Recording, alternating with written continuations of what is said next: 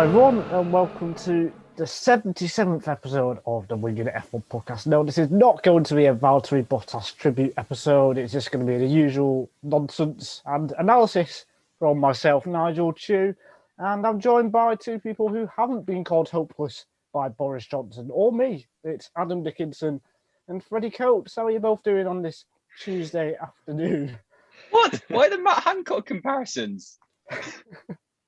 First you disappoint us by saying it's not a Valtteri Bottas tribute episode, and then you say we're not Matt Hancock. That's a good thing, actually. But like, what's this going? What? I don't know. What comes up into my head? I was going to say, oh, I'm okay, but actually, I'm baffled. I am okay. I'm good. It feels slightly strange doing a podcast back like 2 days apart. I think that feels a bit strange because I can't remember us ever doing that before. Takes us back to the early days, doesn't it? Yeah. Although even then, I don't know. That just kind of feels a bit weird. But outside of that, I'm good. I'm representing a different country this year. Me and Freddie recorded 2 episodes back to back once, like the Belgium preview or something, and like an in between one, and then the review. He was on holiday, or something like that. We did it like back to back in the same day. But yeah, anyway. Great. We knew what happened. It was brilliant. We just said, "Oh, Ocon will finish 5th," and he did. So it was great. But yeah, speaking of Esteban Ocon, we're going to speak about his new deal, which we didn't mention. We might have mentioned it, but we didn't really speak about it in our review episode, which you should go and check out because we had a massive argument for about 20 minutes about whether Mercedes had the fastest car, and I probably lost the argument. But yeah, let's talk about Ocon. He had a 3-year new deal signed until the end of 2024. Is it the right thing for Alpine, or was it the wrong thing, do you guys think? I understand why it's I do think. So again, why I'm not Matt Hancock. But anyway, I think for Alpine, it is the right thing. I think you look at Ocon's progression since he's resettled into Formula One, and you look at the start of this year. I mean, it did come after 6 races, which I think was the only thing that was surprising. But if it came after 9 or 10 races, I think we'd all sort of say, yeah, right decision, because it's a bit early for silly season because nothing else has really happened yet. So I think that's why it's interesting. But yeah, it seems right. 2024, joint longest contract in Formula One now with Charles Leclerc's Ferrari deal from last year. So yeah, fair play Ocon. I mean, yeah, he's done well this year, and he was doing well at the tail end of last year. And once he sort of readjusted to Formula One with this new Renault Alpine Enstone team, yeah, good. They're building the team around him. They're happy. They've compared him to Alain Prost, so they clearly like him. I don't know if that's just a generic French driver in F1 comparison, though. His 2020 was pretty disappointing. I know he got came on a bit stronger in the last 3 races of the season, but kind of it was quite a difficult year. But he just seems to be a different driver now, and he's kind of returned to the form that he showed at Racing Point, and that's why Alpine or Renault then took him up and wanted him to be in their car initially and gave him a 2-year deal because they saw him as their kind of driver to take the team forward. And so far this season, he seems to be delivering on that. He's done very well against Alonso. I think I was quite worried for him, really. I thought he'd get Van Dorned when he was alongside Alonso, but he's not. He's kind of led the team so far this season, I think. And I think there is a slight trepidation about doing it after 6 races. But I think it's better to get him locked down early than kind of leave it and then lose out on him, because he seems to be more settled in the car, and he has shown how fast he can be when he is on top of the car, and he seems to be out of the situation now. So I guess it feels like the next step will be adjusting to the car that they come out with next year, which will be the most different anyone's had leap that any F1 drivers had to make. That will be the same across the field. But yeah, from what we've seen so far, I think it's definitely the right decision, and it's exciting to see where he can go, because he does have so much potential, and he's already turned that into a podium. And some strong points finishes, both in the Racing Point and in the Alpine. My big Ocon question to you guys is, do you think compared to 2 years ago, his reputation or his stock has dropped a little bit? Because for me, I think it has. Whether it's because he's had a year out, whether because he hasn't truly impressed, or maybe because other drivers like Lando Norris have stepped up, I think Ocon has kind of dropped back in a kind of pecking order in terms of great drivers, I think. I think I'd agree with that. I think it feels like his stock has dropped more from where he was kind of at the end of his year out to now, to be honest. But yeah, we're talking about a driver who could have been, it felt very possible that he could have been in the Mercedes last season and, getting podiums most races, and that kind of didn't happen. Then he was struggling at Renault, and Daniel Ricciardo was doing very good performances in that Renault and, bringing home major results for the team,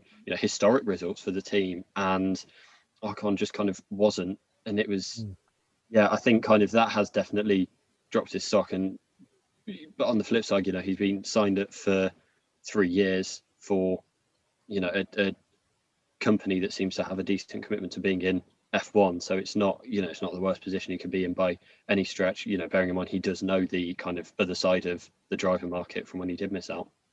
Yeah, Adam's right. His stock was at its highest in his year out, really.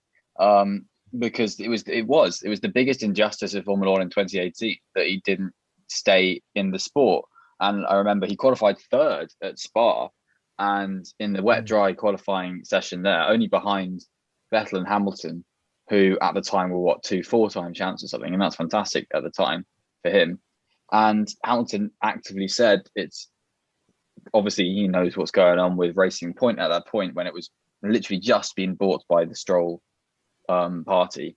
And he was like, well, it's such a shame that this guy is really fast, isn't able to have a seat, and that kind of thing. And it was. And then it really did hurt him that year out. It really hurt him. And you're right, his stock has dropped, but I don't think it means that he can't return to, consistency. That was a phrase for a whole year, because he got what? He didn't finish in the first time point. I've heard that. Is it? That was massive. It. When it's like his first year in Racing Point, he didn't finish in the points once or something. Yeah. And everyone was going on, look, this guy he's had done like 10 races at Manor, and now he's in a competitive car and he's getting better and better and better. And then 2018, he got better and better and better. You just look at his qualifying against Perez, it was something like level pegging in 2017. I think it was something like 17-4 in 2018. He out-qualified Perez. Yeah. So I think if you take that as a reader, then Ricciardo was a bit of a baptism of fire, but there's a growth in there. It's just had to take a step back. And there's a wider point to this for Alpine, and I think Laurent Rossi, the CEO, touched on this a bit in a few interviews, was that for the past however long, that driver lineup has been chopped and changed every year. And it was not since it was Grosjean and Maldonado, I don't think, has there been consistency over a year there. Yeah, wow. It's probably one of the most consistent lineups you could think of. Yeah, well said. It's like you have Magnussen, Palmer, Hulkenberg, Sainz. Yeah, Hulkenberg, Ricciardo, Ocon, Alonso, and now they're going to have Ocon, Alonso again. And that's since 2015, hasn't there not been a carryover in that team? And that's something they're definitely wanting to change. At least, depending on how Alonso is going to be, I'm sure they would happily keep 2 high-performing drivers for a long time. And I think that's what they want to do. They want to build the team around a driver, which they tried to do with Hulkenberg, but they actually want to commit to doing it with Ocon. And they've extended his contract rather than with Hulkenberg letting it run out and going, oh, it ran out. So it's going to be 5 years rather than 3. So 5 years out of the team is definitely enough to see if you want to build the team around him. The Stroll party sounds like a political party coming to a Canadian election near you. Just quickly, because you mentioned the Belgian qualifying, and his Styrian Grand Prix qualifying last year was probably one of his highest moments, because he qualified 5th in a wet session. And I'd forgotten the kind of other wet performances. I guess he didn't do so well in Turkey, but that's because he span at the first corner. Qualified well. Yeah, so it's kind of I don't know, he's got to be up there for kind of the wet weather drivers on the grid. He's got that because driving instinct, doesn't he? And I think another one is Monza 2017. He qualified, I think, on the front row, but I think had a penalty, or he qualified fourth and started third, something like that. Way up there then as well in a Force India. Yeah, it's definitely I kind of forgotten how good he was in the wet. So yes, definitely some great points there. And it almost feels like it's a big reset for Ocon now. So he came into F1, was absolutely fantastic, and now he's kind of having to restart and build his momentum, ignite his career again, almost for me. So yeah, it'll be interesting to see whether this new contract, does he kind of relax too much because the pressure's perhaps not quite there? Will he still be able to match Alonso, who's looks like he's starting to get to grips with the car now? So yeah, it'll be an interesting next few races for him. I think being a teammate to Alonso, you won't be able to relax at all. Yeah. I don't think there'll be any complacency or getting into your comfort zone there. I can't see him relaxing either. I think he will be really happy where he is, and he strikes me as a driver who will do well in that situation. I don't think he's someone who's going to need to thrive on pressure or get too comfortable. Now he's got more job security than 18 other drivers on the F1 grid. I think he's got a lot going for him, and I think he can ride that wave for a long time. Ride the wave of confidence. Yeah, and kind of don't want to kind of go too much into stereotypes, but he is, he's not from a rich family. He's had to fight and scrap for everything. And if he hadn't got kind of under Toto Wolff's wing early on, things could have turned out very different. Yeah. And the year out he's had as well will just add to that he really does know the value of having an F1 seat, more than some drivers on the grid, I think. Very good point. Alpine didn't choose to go with a junior driver, so Oscar Piastri, Christian Lundgaard, or Guan Yu Zhu, or Zhou. I'm not sure which way it is. I say Joe, Guan Yu Zhou. Yeah. So I spell it J-O-E. Why do you think Alpine didn't want to go with one of those F2 drivers? I think for me, it just seems like Ocon's everything you'd want from a academy driver, but he's young, he's fast, he's proven in F1, which I guess you wouldn't get from an F2 driver, but he kind of seems to tick all of those boxes. He's got major results, he's got a lot of talent and work ethic and all of that. If you promoted say Piastri or Lundgaard or Zhou and they were as good as Ocon, you view that as a success, I think. So kind of why would you kind of leave, why would you get rid of Ocon and bring in one of those drivers when Ocon's kind of everything you'd be looking for in a driver to promote anyway? That's how I view it. Yeah, it's the unproven point, I think, that really picks it up for me, because they're fast drivers, they're not blitzing drivers. Actually, I mean, I have been very, very impressed with everything I've seen from Piastri, but the other two have more consistently I've been more consistently disappointed than impressed with Guan Yu Zhou and Christian Lundgaard. And I think it's too early for Piastri, but I think it's too late for Lundgaard and Zhou to make that impression that they need to anyway. If you look at it as just an evaluation of the junior drivers, I don't think they're they're not the superstar junior drivers that sometimes come along in a blue moon, like a Charles Leclerc or a George Russell. Piastri could be in that. Piastri could be, but that's the only one. Yeah. And then you're looking Formula 3, you've got Victor Martin, who actually he's done fantastically so far. Maybe he could be as well, but it's all kind of they're not doing what they've not got 3 full seasons of Formula 1 experience under their belt, and Esteban Ocon does, and he's doing well and he's improving and he's had that reset.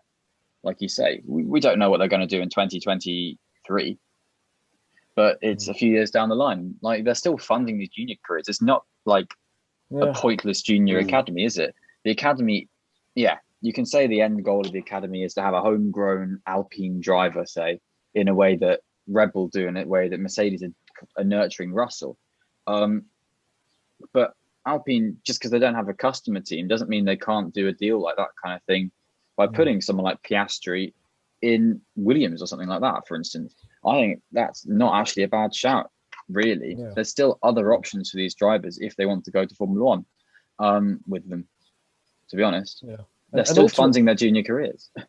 Yeah, and you have to perform as well if you are one of those junior drivers, which, last year Tsunoda was a standout, but even he struggled in F1 this year. So, you really have to shine if you're in F2 or F3, which not really any of those Alpine drivers have done, I don't think. Or Piastri, perhaps. But I would say it's a really strong academy. I mean, I'm just looking at, I kind of forgotten that was kind of it. So you got Martins, who's, a really talented driver and who we should be seeing in F2, and kind of from looking further down at his results before F3, he's, clearly a talented driver. You've got Guan Yu Zhou, who's, kind of, he's doing well this year, and, he's decently consistent, would you say? And he seems... Oh, he has to be, doesn't he? Because it's his, third year? He is now. He has shown potential, each of his seasons in F2. And then you've got Piastri, who we've just talked about, Caio Collet, who's maybe the weak link, but for him to be a weak link, he's good. That's a pretty really good. Yeah, and then you've got Christian Lundgaard, who again, did very well last season, and Nigel particularly rates. So it's a really strong academy. I kind of compared to some of the others, like they're all kind of big name drivers in the junior ranks. I do think with Guan Yu Zhou, I don't know, I'm more and more unconvinced with him as it goes. Just based on his second season, where he had so many little mistakes that got in his way. And yeah, he took pole in the first race by a mile, and then didn't win that race, and then couldn't recover from that for the whole year. And that kind of was noticeably not great, in my opinion. Yeah. He was a very good rookie. Sign. He was a very good rookie, but he wasn't a superb rookie. And it's kind of like, yeah, he's good. And I get that with all of them, apart from Piastri and Martin. But to be saying that the F2 championship leader is the driver that you're least convinced by in that lineup is kind of, I think, says more about the strength of everyone else in the group for me. I think it says a lot about experience in Formula 2, really. Like Palmer won that championship. I mean, Markelov was very experienced in Formula 2. Yeah, that's why he's not in Formula 1. You still don't kind of fall over and be the championship leader after a couple of rounds in F2. No, so you're right. You've got to perform. And he has done this year. So I think it just kind of speaks to that, really, that it's such a strong group. And yeah, it's also one I've got out of the three F2 drivers, I've got tenuous links with two of them, which can't take most of the F2 grid. So that's nice. Quite a nice little the fact F2. there. Adam's relationship troubles. Let's not get into that.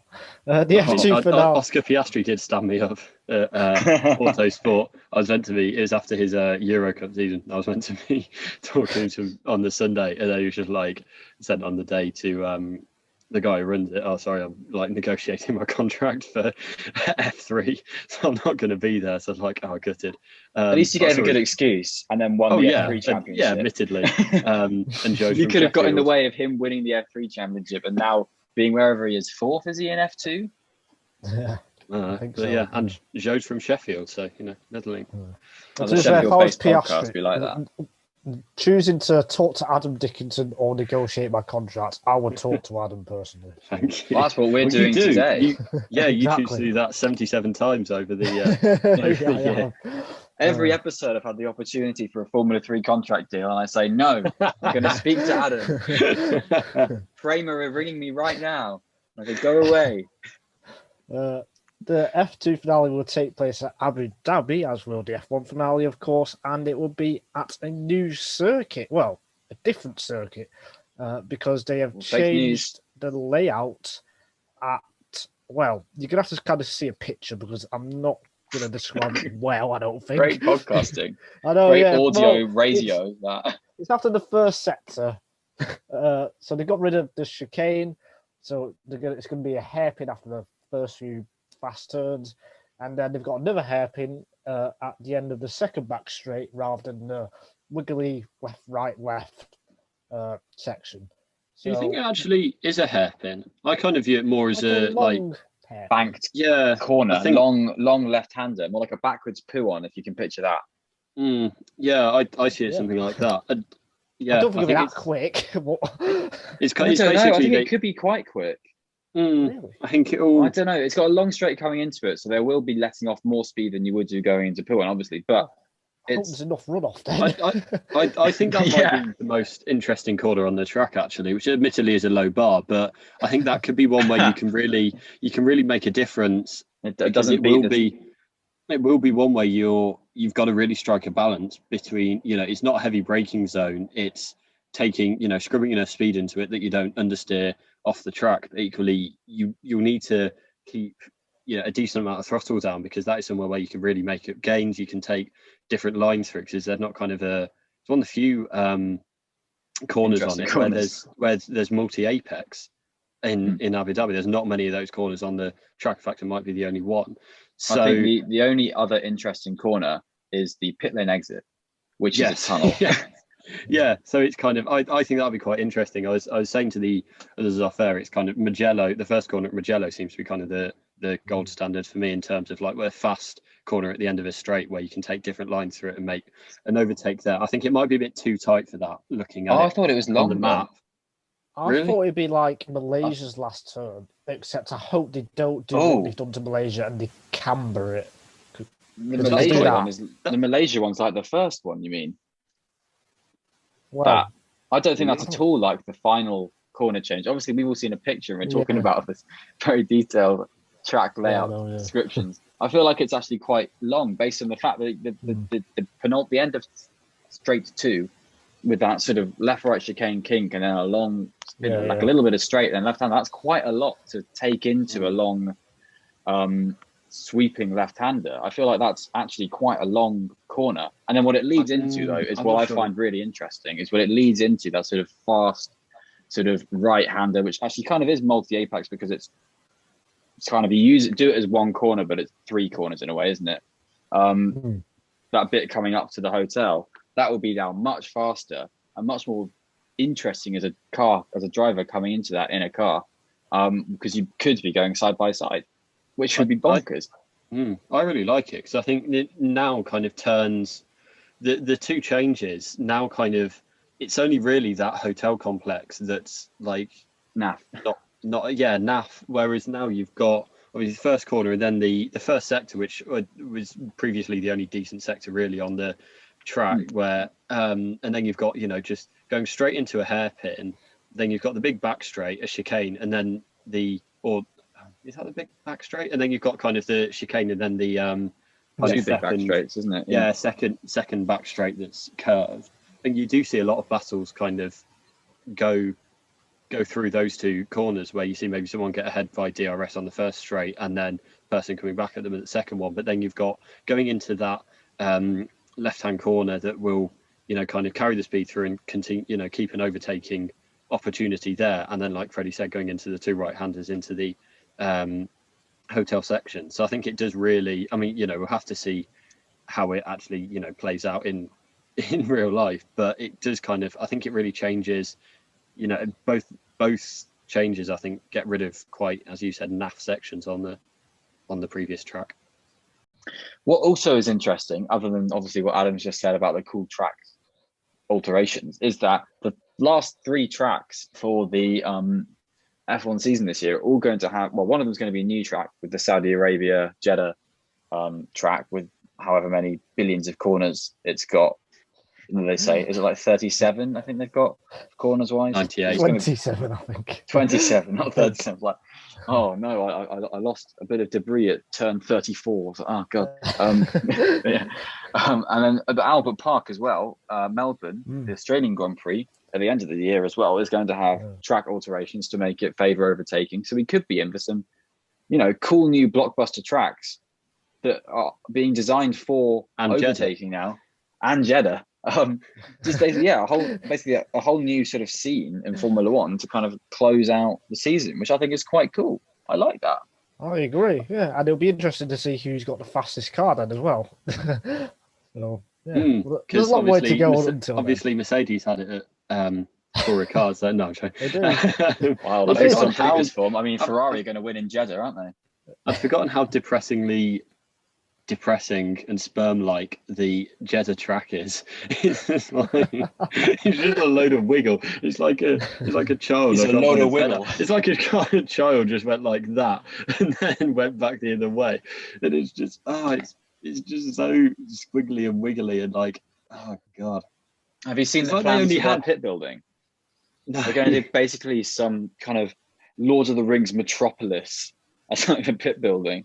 And some of the pictures, the renders, I don't know if they've started building it yet, but anyway, some of the renders are absolute insanity. It looks like the Trafford Centre in Manchester, but on steroids and designed by Michelangelo. Must be quite good then. Yeah, that's crazy. But it's like they were only given permission to use 2 streets. They're only allowed to give permission to use like 1 lane of 1 road. like they're given a dual carriageway. They're like, oh, you got to make a track out of this. Oh, great! Well, it's literally it's just so. Oh god, it's like it's in Baku where there's a tiny bit where like I don't know if it's like 2 lanes of the same highway, but yeah, kind of going up just before the castle section and then coming back on the big straight. But that's like couple hundred meters, whereas this is like the whole track bar the last 5 corners. It's just like completely next to each other. But anyway, we talked about Saudi before, but oh god, I forgot. It's great if you're at the top of the grandstand in the middle in between, because then you can see both bits. But if you're at the bottom of it, you can just hear cars going behind you. It's like, well, I can't see any of them. Poor Saudi fans. It could be a lot of red. Actually, they could have like a big netting above the whole track, and then people complain they just lie on the netting and look down. That'd be so good. Like it'd be really weird for a wet race now. But then, that'd be so good. Yeah, they could. The rain light has to filter through people like a sieve, and then like it catches on the netting, and the netting will like sag at one point, and it just have like a waterfall bit, like you get at like water park. That's what will happen. Yeah. Anyway, this is great content for a and Styrian you don't. Grand Prix That means they don't need. Means they can save money on track lights, because everyone can just stand there with their phone torches, leaning down with the phone torches shining on the track. Please, Adam could just draw a track by wiggling it on a bit of paper, and I can come up with all of the things around it. Adam's the ideas guy. I'm the practical one. Netting. Yeah, all right, let's do it. If you have any other crazier ideas than that, please send a message to It is by Adam the sea as well, so you'll have tons of fish in the net as well. You can use the net to catch fish in the day and then catch fans for the race in the evening. It's great. It's multi-purpose. You're investing in the local economy. Look at that. It's like being on an old Top Gear episode. This. I think it's like being on Dragon's Den, actually. Just spat out his drink. I think the wrong time to drink water there. I managed to hold it in, but yeah, that was. Let's talk about red flags. Yes. F1 red flags. I don't think that was a red flag what I said, though. I thought I was right. There's been the last 3 qualifying sessions. A red flag has caused a bit of controversy, I guess. We had Monaco and Baku, both Q3 sessions ended early, and then Baku Q1 and Q2, or might have been just Q2, can't quite remember. The red flag caused those sessions to finish early. And then in France, Mick Schumacher crashed in Q1, which got him into Q2 for the first time. But it's just a bit strange that you can crash, cause a red flag, and then get a better starting position. I mean, it's not for me, so what should be done? Well, in Baku, there were 4 red flags. It was the joint record holder for the most red flags in the qualifying session. There were 2 in Q1, but they were immediately in the first 10 minutes. And then Ricciardo crashed at the end of Q2, and Tsunoda and Sainz had a contretemps at the end of Q3. And yeah, that's what kind of caused everything. But both of those were just done by 2 cars, and the same with the Leclerc thing, and the same with the Mick Schumacher thing. like they've already set a lap time, haven't they? If they've got through, they've already set a good enough lap time. Like if you're going to do it on like, oh, on this one lap, you interrupted someone else's lap, then make the session 2 minutes long. Because the session's 18 minutes long for Q1, isn't it? So they've got 18 minutes to go and set a lap time. If one lap at the end gets in the way of that lap, then, you know, you had 16 other minutes to go and set a lap, didn't you? But you should get the full session. Like I think I know what you mean, and Nigel, that it feels quite uncomfortable that it you know, especially over the last few races, it's kind of been the people that benefit from it. Yeah, that's my main problem. It's not that the other cars should set a lap time earlier. It's that the people who've caused an accident. In fact, we might have talked about this before, actually, because I'm just remembering like stuff. Is the people who've caused an accident, they're not getting punished enough. Yes, they're punished for the crash, but they also get a better starting position because you can repair your car and, like, yeah, you don't get hurt by it in a way. So do you think there should be stricter parc fermé rules and that kind of thing then, rather than having another 3 minutes to the session added or something?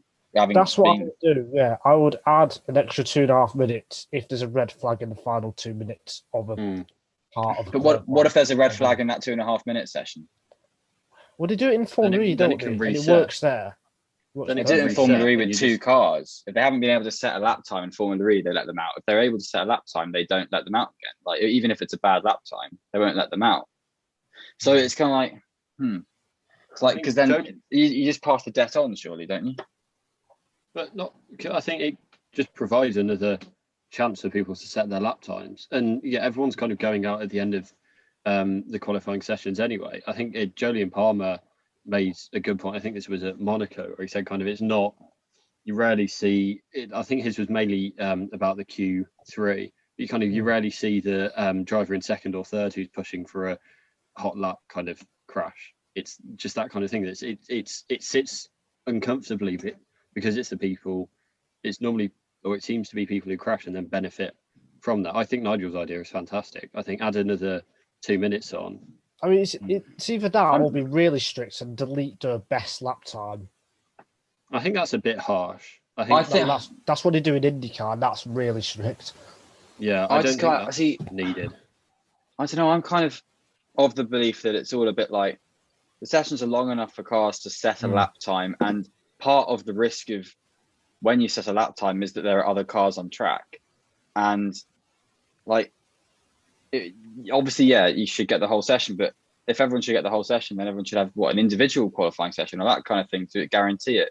And that's a whole different ball game, isn't it? It's like the whole qualifying is this session, the cars are on the track to go and set these lap times, and part of it is having to complete the lap at the right time. And I'm kind of leaning towards you now, Freddie. You've convinced me of that, because I think after Monaco, it's only Leclerc with the pole position. I think it's like, you think about it. Ricciardo didn't benefit. Ricciardo was could have done a lap to get him into Q3 in Baku. Didn't benefit. Crash started 13th. Obviously, Schumacher couldn't set a lap time, but he was so he started 15th, but he got into Q2, but he couldn't set that lap time. He got to Q2. He got to Q2, but he could well have had damage that meant he got a penalty, because there are other things in process there. What's the other one? Yuki Tsunoda and Carlos Sainz. Yuki Tsunoda in Baku, he's 7th. It's not like he's protecting pole position, is he? So there are cynical moments to it, and Schumacher and Rosberg at Monaco blatantly broke the rules, as much as Rosberg says he didn't. And I think when it's kind of done deliberately, penalise it. But I think it's a difficult one. Schumacher was put to the back of the grid for that. So I guess he just didn't do it well, though. He didn't do it well, so I haven't realised. Yeah, I guess I think a few races ago, and Leclerc didn't start the race. I think you guys said it's part of the fortune and misfortune of F1 and motorsport, and I think you are that kind of argument and what you've just said in the last couple of minutes. Yeah, you have kind of swayed me on that. So, we'll see if anything does change with F1's red flags. I get the benefits from the red, saying, well, you've made the mistake, you should be punished for the mistake. But then punishment from the mistake is a crash enough anyway. And it's kind of like, that's how I see it. But I get like, obviously, it's unfair that other people's opportunities are affected and laps are affected. But like, that's just kind of how it is with everything. Like, I think it's just kind of the issue is like, obviously, if in the race, if you crash, that's like very, very unlikely to be beneficial to you. That's it. You're out of the race, and that's that. Whereas, but it can be beneficial to other people. Like, you look at another Monaco example, Monaco 2015. Verstappen crashed, so they thought they could pit Hamilton, and they couldn't. So it's like someone else's mistake can lead to completely different changes in races to other people. It doesn't help. And that's just how it is. No, it doesn't help Verstappen. That's what I mean. It's different. No, but that's what I'm saying. It's a different thing. That I'm just saying that's the issue. That in the race, it's like very unlikely to be beneficial to you. Whereas in qualifying, like, it's all been, things get locked in all the time, and that's kind of where the issue lies. That's why it's a different, like, it's a slightly different problem from kind of dealing with it in the race, or like we talked about after Imola, about whether people should be punished for kind of racing incidents. During you've now swayed me with that point there, Adam. I'm going back and forth. It's in the race, it kind of doesn't matter what you do for the rest of the laps if you don't kind of finish it, whereas qualifying, it's the opposite. And that's why it kind of changes from Q1 to Q3, doesn't it?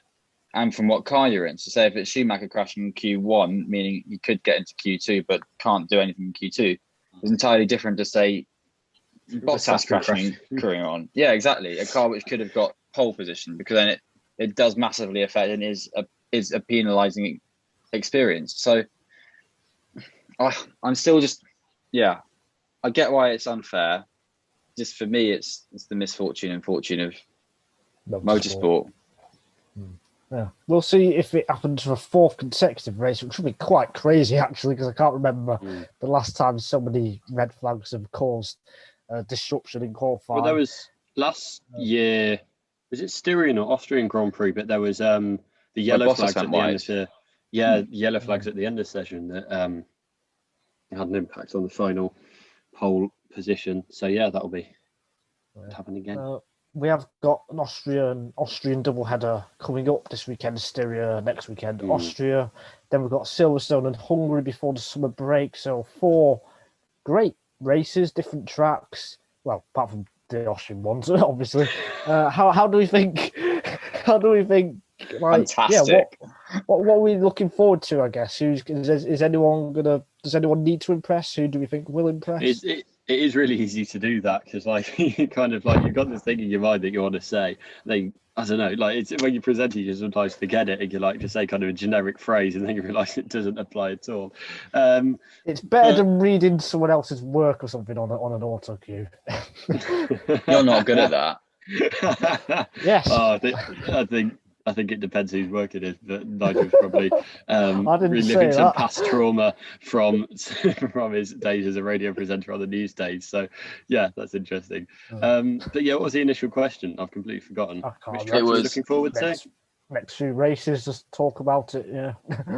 I'm looking forward to all of them, to be honest. I think, but they're all like, it's a really good run of like to have that as four in a row is just fantastic. There's no like dud tracks in there, and Hungary's probably the one that you point at, but it's it still creates great racing. Crazy to watch a car go around Hungary. The Hungaroring is beautiful as a track. I think I love it. It's just not kind of and it's a different challenge to the Silverstone and then obviously the 2 Austrias. So I think there's as you said, very different tracks between the 3 that are being raced on. Should have different teams having an advantage on each of them. Or, I don't think one team will have an advantage over all 3 tracks. And it's really exciting. It's very exciting. I'm looking forward to it. It's good. And then we get a summer break. I'll go to America and it's woo! It is exciting. And it's just, as Adam says, it's summer races. And something about summer races is just, there's a bit of a fever to it, isn't there? It's just kind of like Olympic 100 meters, Olympic 200 meters, Olympic 10,000 meters. They're more than these races are longer than those. 300,000 meters, I think these. I think sorry. The 50 kilometers. I am interested in Silverstone because of the sprint qualifying, just to see what I happens. forgot about that. Yeah, same. Because it's weird to think we're now only got 2 rounds to go, and then we're into the sprint qualifying round, actually, because it feels like it's something that's happening next year still for me. It doesn't feel like it's happening this year.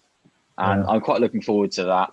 I think, there's just something about all of them that there's a charm to these tracks that I really like.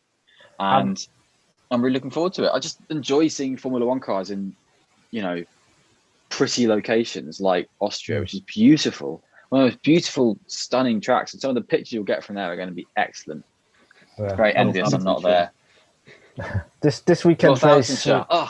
It's so amazing. And that little bit that's in Buckinghamshire. So amazing. Budapest is brilliant. Styrian Mountains and Northamptonshire. This weekend's Styrian race will be 75% full next weekend's 100% capacity, which is brilliant because the Dutch fans all flog to Austria, and I'm sure they will this year too. At Silverstone, the Telegraph is reporting that it will be 100% full as well, but we're yet to find out whether that will be true. And then I'm pretty sure Hungary, given what the Budapest stadiums have been like in the Euros, I'm pretty sure there'll be fans there as well. So yeah, it'll be great to have fans back too. But this weekend, do we know if it will suit Red Bull or Mercedes, the Red Bull ring, or will it be just too close to call? It's going to suit both of them, like every track, really, to be honest. I think. I don't know. Well, I think the midfield will be closer, or they should be. Because it's a shorter track. Exactly. 7 corners, basically. You think back to sort of fights between like McLaren and Ferrari and Renault and Ferrari and McLaren, all of that, and like the noughties. And you think it was very clear, like, this is a Ferrari track, this is a Renault track, that kind of thing. One wins, the other wins, then the other's way off. Whereas everywhere we've gone to, there's been a fight between both cars. So I don't think it's going to be a case of Mercedes track, Red Bull track at all this year. I think there's just going to be Mercedes and Red Bull going for the win at every track. Paul Ricard was a Red Bull track, but no, had that discussion last week. Don't put a coin in Nigel. He'll start.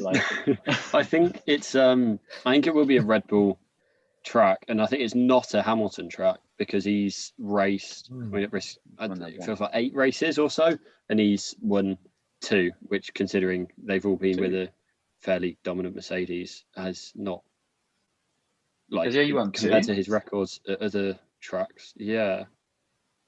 He won 2016 and then last year, Styria. So it's kind of not one that's been a happy hunting ground for him compared to some of the other tracks, I guess. Silverstone and Hungary would be 2 examples of that. I think that's why I think we all said on the France preview it felt kind of important that you got the win there, because now it feels like the pressure's on. It's going to be quite a difficult fight, I think, at Austria. But on the flip side, kind of a lot of our predictions or thoughts have been wrong, and that's the same for kind of the F1 planetary community. I think they'd be quite right, I think, actually. But, I don't know. I think I just mean kind of nothing's certain this year more than any other, basically. There's still a chance for Lewis to take his 100th win at Silverstone, which I think would be very cool. If he wins one of the Austrian rounds, we all want that to happen. I think that would be brilliant. I agree. Yeah, I think this year, because it is so close, the drivers are making the crucial difference. It's about who can deliver under pressure when it matters most, who can deliver lap after lap and not make those small mistakes. It's just Pirellis are making a crucial difference as well. Yeah, they're big mistakes. Get a Michelin. So it's just fantastic, and it's just, I think it is going to swing, because it does look like Red Bull might have a slight edge, but all it's going to take is one collision or one bad bit of misfortune or an engine problem or something, and then it will a red flag in qualifying. Favor. Yeah, or a red flag in qualifying, exactly. So, and that's what's fantastic. So, yeah, who knows? Midfield should be close, and McLaren should be strong as well, I think. Is that something you'd agree with? Sure. They're strong everywhere as well. Like they have been. Austria has been a good track for them since 2019, hasn't it? And they got a podium there last year. They got a 5th place last year. Last lap, Lando was christened in Austria, wasn't he? So in 2019, Lando fought Lewis Hamilton into turn 1, turn 2 or 3 even. So Jimmy was like second or something, wasn't he? After the first, he was really high up the grid. He did well. He was in the points all race in 2019. It was a good race, the 2019 one. Not for Gasly, but for everyone else it was. But yeah, Austria just has a knack, doesn't it? It's good. I enjoy it there a lot. And since they've, I think since they've put in that DRS zone going up from turn 1 through fake turn 2 to turn 3, that's really opened it up a lot there, actually. In the same way that it did with Bahrain at the back with the DRS zone. That's really opened it up, and it's not disappointed since. And it feels to me like Mercedes need to have more of a kind of flawless race. I think I don't feel like they can afford to have a kind of, pit stop error or, kind of running wide at the first corner or something like that. I kind of feel like Red Bull can maybe afford to have that and still win, whereas Mercedes, it feels like they'll need to be flawless. I think it's the other way around, I'm not going to lie. Yeah, but yeah, we'll see. Do you want to do a quiz? Yeah, are we doing any predictions or? Oh yeah, let's do that first. Is that the quiz? Yeah, we get marks on it in a week. Yeah. When you were doing your thing about, it's all the crucial mistakes made under pressure by the people, I thought that was a segue to the quiz. About the pressure for me and Adam right now. Oh yeah. At a quiz from the great Nigel Chu of Racing News 365. But instead we are going to do predictions. I've just seen a weather forecast and that it could rain, so I'm going to go with a Hamilton pole in the wet. Really? Yeah. That's a bold prediction. Yeah, last year. Yeah. I can look at the weather. One sec. It won't rain, but I want to. You could predict it won't rain. I know it won't. You can predict whatever you want. Oh, it says it's going to be a thunderstorm. Oh, it definitely won't rain then. Oh, from Friday to Tuesday. So it's going to rain from Friday to Tuesday. I'll go Hamilton pole as well. Why not? Why not? There's no reason not to. Yeah, I want to say the same. Hamilton pole. I can't see anything other happening. I've got that. When you have that feeling that something's going to happen, and then I've got the feeling it won't happen though. Yeah, I've got the feeling it won't happen, but I'll predict it anyway. Then there's no such thing as the supernatural. It's like watching England, isn't it? I've got a feeling it won't happen, but I'll predict it anyway. What, you've got a feeling that you won't watch England, but you'll predict that you'll watch it anyway? Spent the last 15 minutes of the Scotland game going, they're going to score. They're going to score. Did they? No, they didn't. Yeah, I think in terms of, I think it'll be Red Bull 1 too. I think Verstappen will win and Perez will be second. Ooh. Wow. That's fun. That's exciting. That would be big for the championship, I think. Oh, there could I think there's going to be a midfield car as well. Ah, exactly. I think there's going to be a midfield car on the podium. I think we're going to get Sainz P3 or P2 or whatever. I don't know. Sainz on the podium. I think Norris is going to get. I'll go Norris actually. Yeah, I just thought of it as you were. But yeah, I think wet weather will play a part. And I think it could swing. Wet weather will. Oh, maybe wet weather William. Will Joseph, the Lando Norris race engineer, then wet weather Will. Will Stevens. Will Stevens. Will the lad Stevens. Yeah. What a lad. Oh. He's so cool. Anyway, let's do the quiz. we made some predictions. Who is never cool? Come back Will to. Stevens. Yes. Have I come up with another weird format? No, I haven't. It's the usual 10 questions. What a waste of life. Said that about a lot of things, to be honest. This podcast.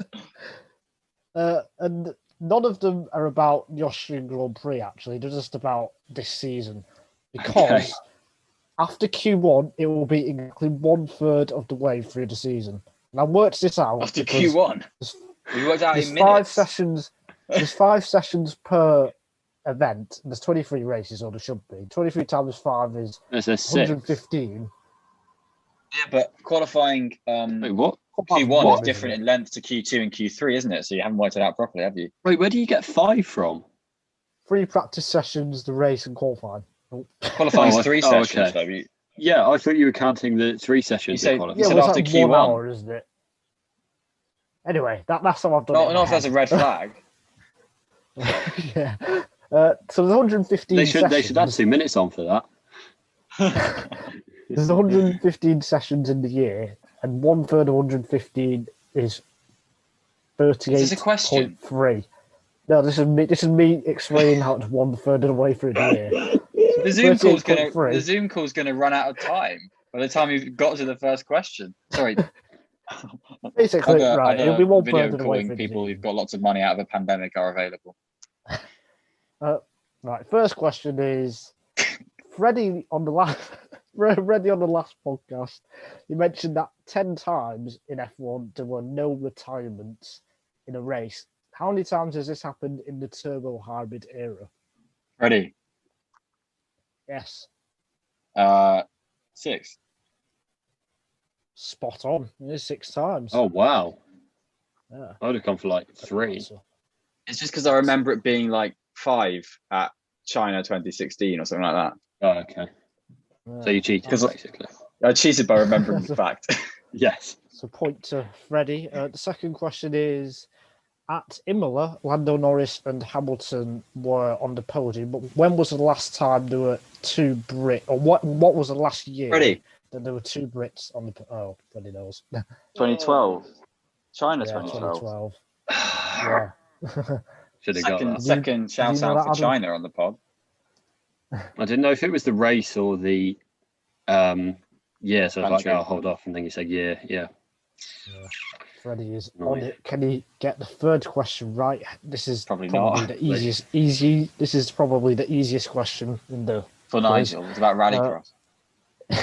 How many different drivers have been on the podium this year? Adam. Yes, Adam. Quick. 7. Yeah. Here's 7. I counted up to about 4 and then thought, yeah, it would be. Can you name them quickly? Yeah, Hamilton, Bottas, Verstappen. You're naming them too slowly. You're supposed to name them quickly. Sainz, Vettel, Norris, Leclerc. Perez. Not Leclerc. Yeah. Oh, well, Not got the Leclerc. question right. Yeah, you got the question right. Who was the last driver to finish in the same position in the race as what the car number is? Does that question make sense? Adam. Yeah, it does. Yes, Adam. Vettel at Monaco? No, not Vettel at Monaco. Oh, I thought it was. That's good. Adam. Well, it wasn't Bottas. Is it Norris? Adam. It's not Lando Norris, no. Oh. Not joking. Oh, is it a trick question? And it's going to be Perez finished 1-1 in Baku? No, it's not that. Okay, good. No. Oh. This is interesting. It's very interesting.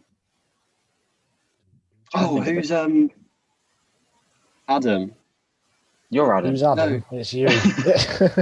Yeah, Adam. Oh no, I was thinking of. No, it's fine. I'll open it back up. Okay. Did Vettel finish 5th at Monaco? Yeah. Yeah. Then is that? Either way, he isn't the latest one.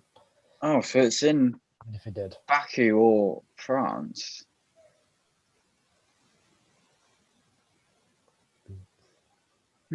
Oh!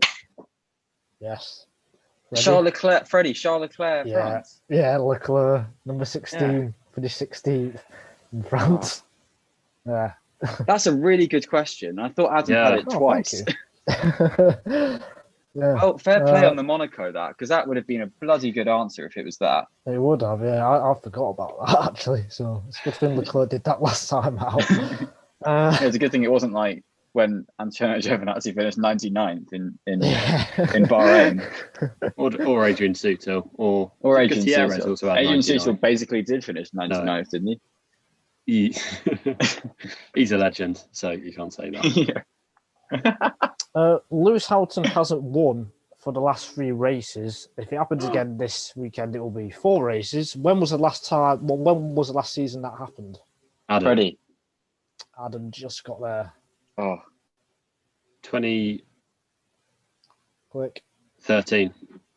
Nope, not 2013. Freddie, over to you. 2016? Yes, 2016. Yeah, that In was fact, the Tom first Sweeney. 5 races, Rosberg won the first 4, then Spain crash. And then in the middle of the season, Belgium, Monza, Singapore, Malaysia, and Japan, he didn't win consecutively. Wow. So it happened twice Wow. that season. He Wow. had a 5-race run without winning.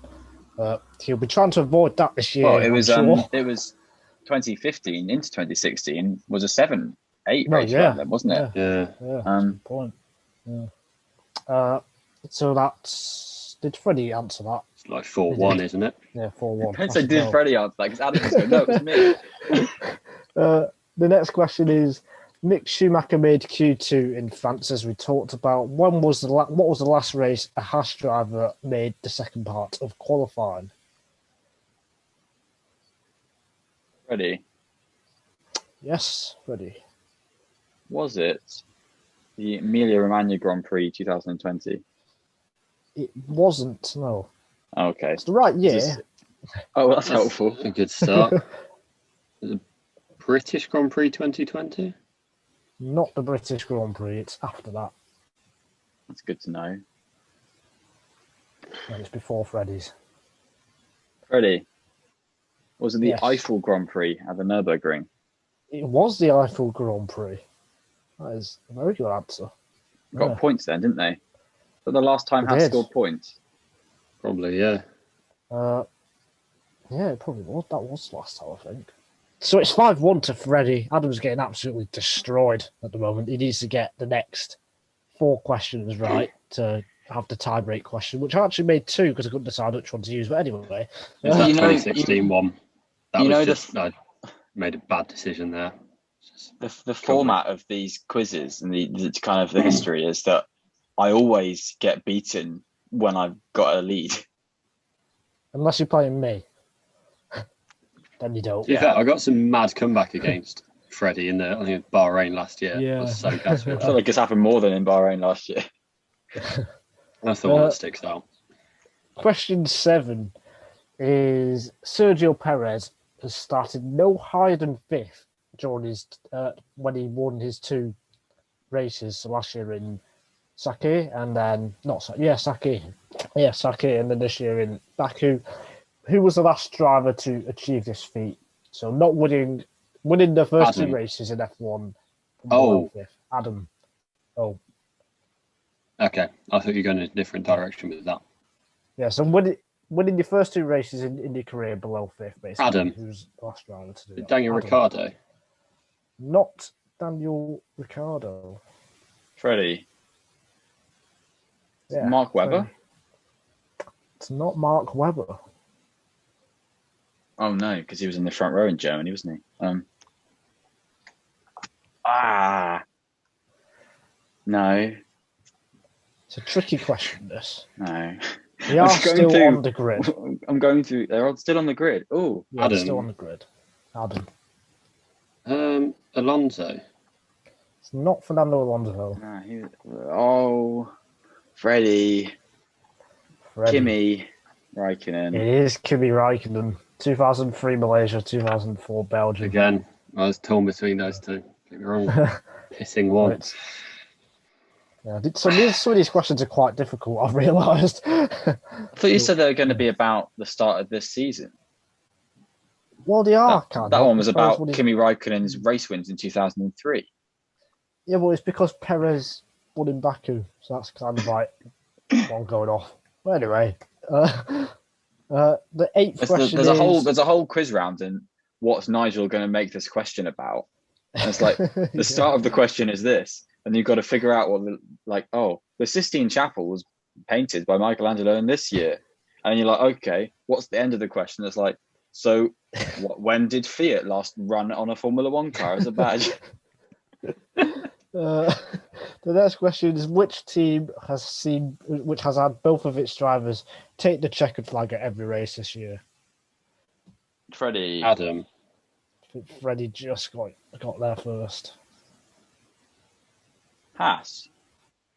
Not Haas. You got on Bahrain. First race, first corner. Good point. Very good point. You Adam. are welcome. 9 teams to choose from. Yeah, I know. I crossed a couple of them off though.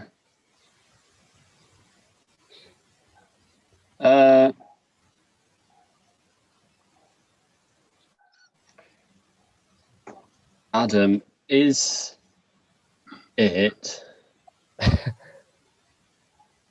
It's got to be. It's got to be 18. No, I'm just torn between two, and I know whichever I'll pick, it'll be the wrong one. McLaren. It is McLaren, yes. What was the other team you were thinking of?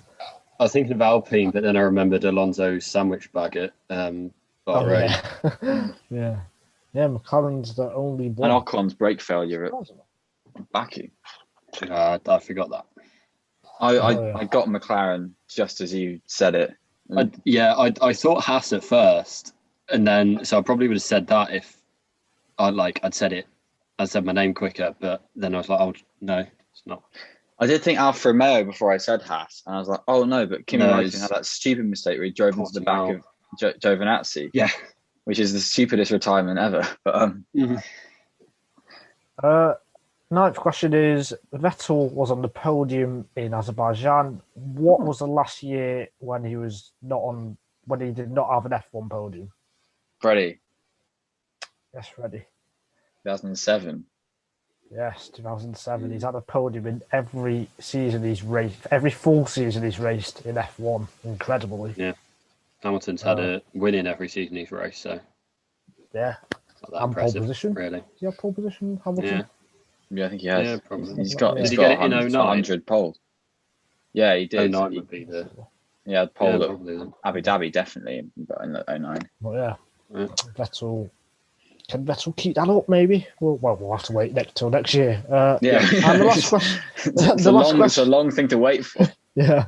The last question is, Hamilton was on pole position at Imola, which is like the latest track he's taken a pole position at. How many tracks has he been on pole position at in his career? Adam.